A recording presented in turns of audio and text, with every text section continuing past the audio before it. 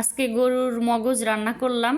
এইভাবে এই রেসিপিটা আমি আমার মায়ের কাছ থেকে শিখেছি। আমার মা এভাবে গরুর মগজ হাতে চটকিয়ে গলিয়ে তারপরে এভাবে পেঁয়াজ মরিচ দিয়ে ভাজা ভাজা করে রান্না করে, গরম ভাতের সাথে জমে যাবে। এই রেসিপিটা দিয়ে দেখা গেছে এক প্লেট ভাত এমনিতেই খাওয়া যায়। তো যদি আপনাদের লাগে কমেন্টে বলবেন, আমি রেসিপিটা দিয়ে দিব আমার ডিসক্রিপশন বক্সে, দেখে নেবেন। এভাবে যদি গরুর মাথার মগজটা রান্না করেন তাহলে খেতে অসাধারণ লাগে।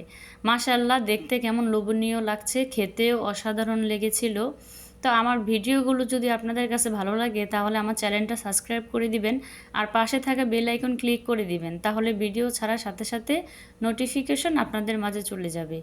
আর আমার ভিডিওটা লাইক করে চ্যানেলটা সাবস্ক্রাইব করে দিবেন। যদি এই কাজটা আপনি করে থাকেন তাহলে আপনাকে অসংখ্য ধন্যবাদ। তো এখানে আমি মজকটা একদম শুকনো শুকনো করে ভাজা ভাজা করে নিচ্ছিলাম, যেন একটু ঝোল কম থাকে। একটু ঝোল কম থাকলেই ভালো লাগে, এজন্য আমি ঢাকনা দিয়ে ভালো করে ঢেকে কষিয়ে তারপরে রান্না করে নিব।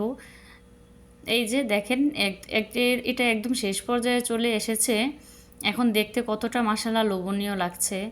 আর এখানে আমি ইলিশ মাছ কষিয়ে নিলাম। আজকে দুইটা রেসিপি করব, ইলিশ মাছ কষিয়ে রান্না করব, আর ছিল মগজ।